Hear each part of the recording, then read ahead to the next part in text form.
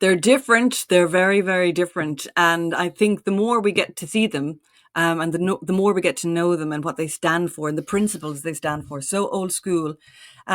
What are the chances of him getting his job back? I mean, Wilson's Hospital have to do something. This is a PR disaster for them.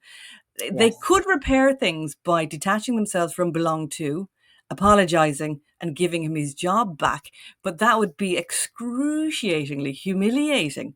And Mhm. it would also be a reflection of what's going on nationally as well. DCU would be involved. I mean, they'd all be involved. The Yes. government, Norma Foley. So I mean, the idea of that even happening, Yeah. it's very far It fetched. But it could would it? it would unravel that jumper if that piece of yarn was pulled and Wilson's Hospital backtracked. It would unravel the whole thing. But you can see the weak points. For example, it came out Mm. in the news today, the Irish Times, no surprise. They said that the draft of the primary school curriculum is the biggest overhaul in 25 years to the curriculum, which it is. The changes being proposed are absolutely horrific. I'll do another podcast soon on that, but there is some on our naturalwomenscouncil.ie YouTube. The changes to the primary school, they said, will not include gender identity. So they're saying that gender won't be part of the primary curriculum. But that is absolutely false information, because in the classroom today, there's the Busybodies book. It's orange and green cover, and that has gender identity.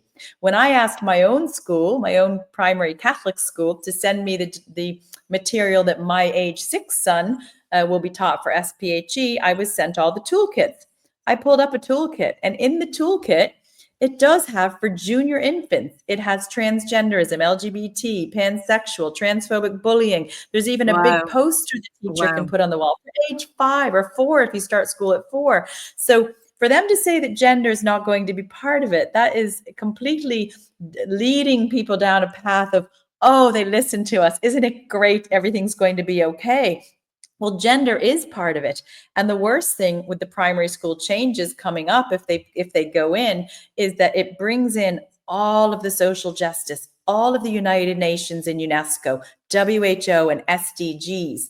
For anyone listening that doesn't know what an SDG is, do your own research. It stands for Sustainable Development Goals.